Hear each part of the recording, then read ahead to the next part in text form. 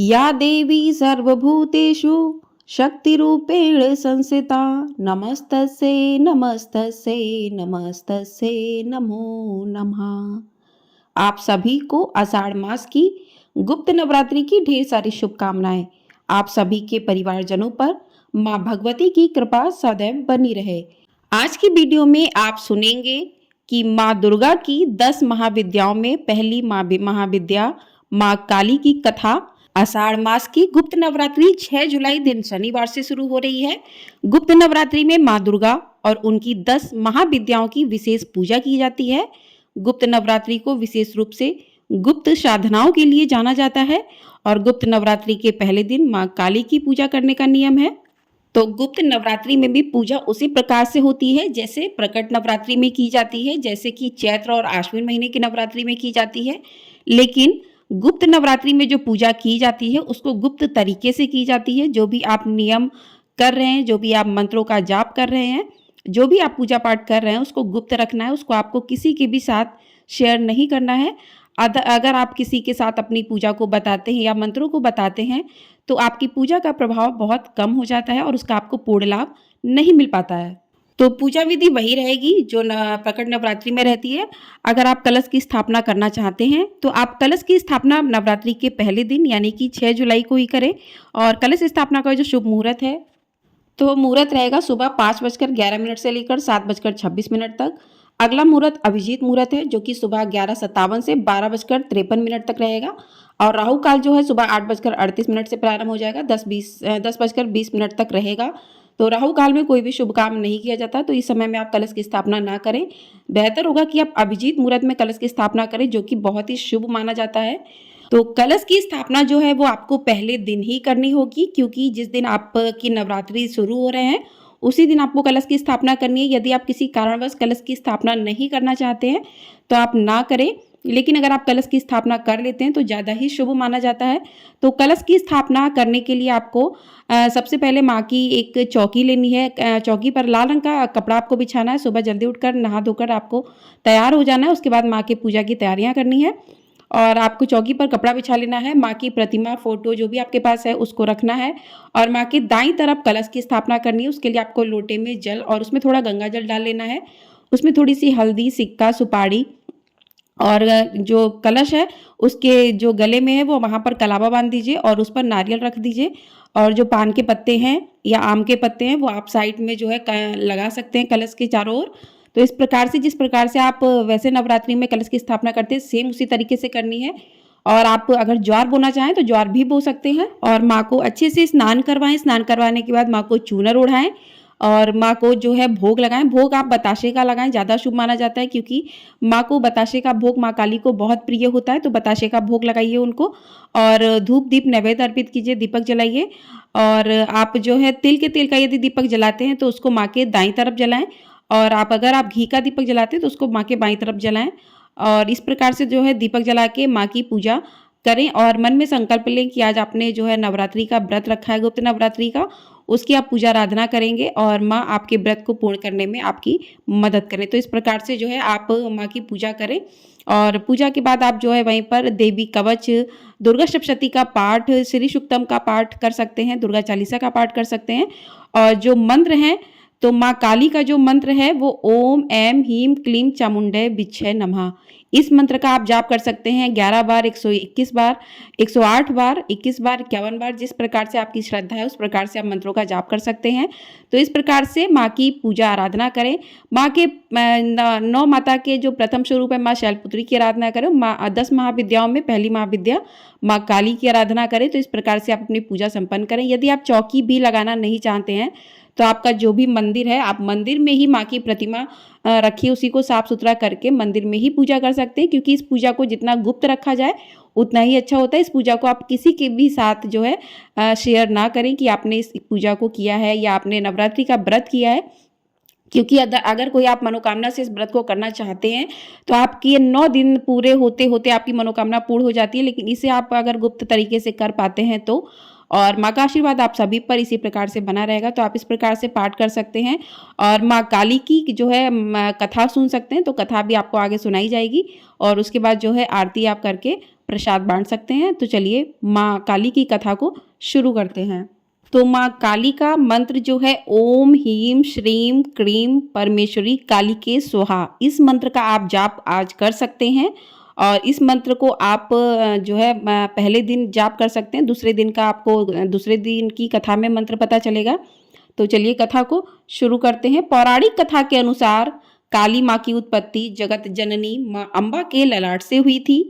कथा के अनुसार शुंभ निशुंभ दैत्यों के आतंक का प्रकोप बहुत अधिक बढ़ चुका था कि उन्होंने अपने बल छल एवं महाबली असुरों द्वारा देवराज इंद्र सहित अन्य समस्त देवता गणों को निष्कासित कर स्वयं उनके स्थान पर आकर उन्हें प्राण रक्षा हेतु भटकने के लिए छोड़ दिया। दैत्यों द्वारा आतंकित देवों को ध्यान आया कि महिषासुर के इंद्रपुरी पर अधिकार कर लिया है। तब दुर्गा ने ही उनकी मदद की थी। तब वे सभी दुर्गा का आह्वान करने लगे। उनके इस प्रकार आह्वान से देवी प्रकट हुई एवं शुंभ निशुंभ के अति शक्तिशाली अचुर चंड तथा मुंड दोनों एक घमासान युद्ध में नाश कर दिया। चंड मुंड के इस प्रकार मारे जाने एवं अपनी बहुत सारी सेना का संहार हो जाने पर दैत्यराज शुंभ ने अत्यधिक क्रोधित होकर अपनी संपूर्ण सेना को युद्ध में जाने की आज्ञा दी तथा कहा कि आज 86 उदयुद्ध नामक दैत्य सेनापति एवं कंबु दैत्य के 84 सेना नायक अपनी वाहिनी से घिरे युद्ध के लिए प्रस्थान करेंगे। कोटिवीर कुल के 50, धौम्र कुल के 100 असुर सेनापति मेरे आदेश पर सेना एवं कालक दोहद्र मौर्य व कालकय असुरों सहित युद्ध के लिए कूच करेंगे। अत्यंत क्रूर दुष्टाचारी असुर राज शुंभ अपने साथ सहस्त्र असुरों वाली महासेना लेकर चल पड़ा। उसकी भयानक दैत्य सेना को युद्ध स्थल में आता देखकर देवी ने अपने धनुष से ऐसी टंकार दी कि उसकी आवाज से आकाश व समस्त पृथ्वी गूंज उठी। पहाड़ों में दरारें पड़ गईं। देवी के सिंह ने भी दहाड़ना प्रारंभ किया। फिर जगदम्बिका ने घंटे के स्वर से उस आवाज को दुगना बढ़ा दिया। धनुष सिंह एवं घंटे की ध्वनि से समस्त दिशाएं गूंज उठी। भयंकर नाद को सुनकर असुर सेना ने देवी के सिंह को और मां काली को चारों ओर से घेर लिया। तदंतर असुरों के संहार एवं देवगणों के कष्ट निवारण हेतु परमपिता ब्रह्मा जी, विष्णु, महेश, कार्तिकेय इंद्रादि देवों की शक्तियों ने रूप धारण कर लिए एवं समस्त देवों के शरीर से अनंत शक्तियां निकलकर अपने पराक्रम एवं बल के साथ मां दुर्गा के पास पहुंची। तत्पश्चात समस्त शक्तियों से घिरे शिव जी ने देवी जगदम्बा से कहा, मेरी प्रसन्नता हेतु तुम इस समस्त दानव दलों का सर्वनाश करो। तब देवी जगदम्बा के शरीर से भयानक उग्र रूप धारण किए चंडिका देवी शक्ति रूप में प्रकट हुई। उनके स्वर में सैकड़ों गीदड़ों की भांति आवाज आती थी। असुरराज शुंभ निशुंभ क्रोध से भर उठे। वे देवी कात्यायनी की ओर युद्ध हेतु बढ़े। अत्यंत क्रोध में चूर उन्होंने देवी पर बाण, शक्ति, शूल, फरसा, ऋषि आदि अस्त्रों शस्त्रों द्वारा प्रहार किया। देवी ने अपने धनुष से टंकार की एवं अपने बाणों द्वारा उनके समस्त अस्त्रों शस्त्रों को काट डाला जो उनकी ओर बढ़ रहे थे। माँ काली फिर उनके आगे आगे शत्रुओं को अपने शूलादि के प्रहार द्वारा विदीर्ण करती हुई एवं कटवांग से कुचलती हुई समस्त युद्ध भूमि में विचरने लगी। तभी राक्षसों चंड मुंडादि को मारने के बाद उसने रक्त बीज को भी मार दिया। शक्ति का यह अवतार एक रक्त बीज नामक राक्षस को मारने के लिए हुआ था। फिर शुंभ निशुंभ का वध करने के बाद भी जब काली माँ का गुस्सा शांत नहीं हुआ, तब उनके गुस्से को शांत करने के लिए भगवान शिव उनके रास्ते में लेट गए और काली माँ का पैर उनके सीने पर पड़ गया। शिव पर पैर रखते ही माता का क्रोध शांत होने लगा। तो इस प्रकार से कथा पूर्ण होती है। 10 महाविद्याओं में माँ काली प्रथम रूप है। माँ काली जी का स्वरूप अत्यंत विकराल, अभयकारी और मंगलकारी है। माँ काली का यह स्वरूप असुरों का नाश करने वाला है। यदि कोई व्यक्ति गुप्त नवरात्रि के दौरान माँ काली की पूजा करता है तो उसके ऊपर उसके सामने असुरी शक्तियों का कोई भी असर नहीं होता है। माँ काली की पूजा करने वाले व्यक्ति को रूप, यश, जय की प्राप्ति होती है। समस्त सांसारिक बाधाएं भी खत्म हो जाती हैं। माँ काली ने चंड मुंड का संहार किया था, इसलिए इन्हें चामुंडा के नाम से भी जाना जाता है। माँ काली अपने गले में मुंडमाला धारण करती हैं। इनके एक हाथ में खड्ग, दूसरे हाथ में त्रिशूल और तीसरे हाथ में कटा हुआ सिर होता है। माँ दुर्गा ने रक्त बीज नाम के असुर का वध करने के लिए काली माता का अवतार धारण किया था। 10 महाविद्याओं में माँ काली प्रथम देवी हैं। गुप्त नवरात्रि में प्रथम दिन माँ काली की आराधना की जाती है। जो लोग तंत्र शक्तियां प्राप्त करना चाहते हैं, उन्हें गुप्त नवरात्रि के पहले दिन विशेष रूप से माँ काली की पूजा करनी चाहिए। इसके अलावा माँ काली की आराधना करने से समस्त प्रकार की तंत्र बाधाओं से छुटकारा मिलता है। जो लोग अपने शत्रुओं से बहुत परेशान रहते हैं, उन्हें गुप्त नवरात्रि में माँ काली की आराधना करनी चाहिए। ऐसा करने से शत्रुओं से मुक्ति मिलती है। माँ काली की पूजा करने से अकाल मृत्यु का भय भी दूर हो जाता है। गुप्त नवरात्रि में 2 तरीके से माँ काली की पूजा की जाती है।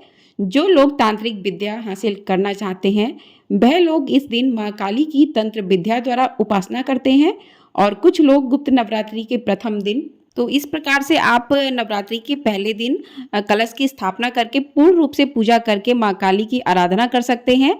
और इसी प्रकार से आपको सुबह के समय जिस प्रकार से आपने पूजा की है, उसी प्रकार से आपको शाम की भी पूजा करनी है। बस उसमें माँ का अभिषेक नहीं करना है, आपको दीपक जलाना है, माँ का भोग लगाना है और आपको आरती जो है माँ की, वो कपूर और लौंग से करें। बहुत ही ज़्यादा शुभ माना जाता है कि माँ की आरती कपूर से करें और सुबह शाम कपूर से माँ की आरती करें। माँ को लौंग और बताशे का भोग जरूर अर्पित करें। पान के पत्ते पर बहुत ही ज़्यादा शुभ माना जाता है, माँ को बहुत प्रिय होता है। और माँ को लाल रंग का पुष्प अर्पित करें। लाल रंग के पुष्प की माला भी अर्पित कर सकते हैं, आप एक पुष्प भी अर्पित कर सकते हैं। तो इस प्रकार से माँ काली की पूजा आराधना करें। आपको ये वीडियो पसंद आई हो तो वीडियो को लाइक, शेयर और चैनल को सब्सक्राइब जरूर कर दीजिएगा। आपको हमारे चैनल पर 9 दिन की कथाएं और पूजा विधि और पूर्ण मंत्रों के बारे में जानकारी मिलती रहेगी। तो चैनल को सब्सक्राइब जरूर कर लीजिएगा और कमेंट बॉक्स में जय माता दी जरूर लिखिएगा।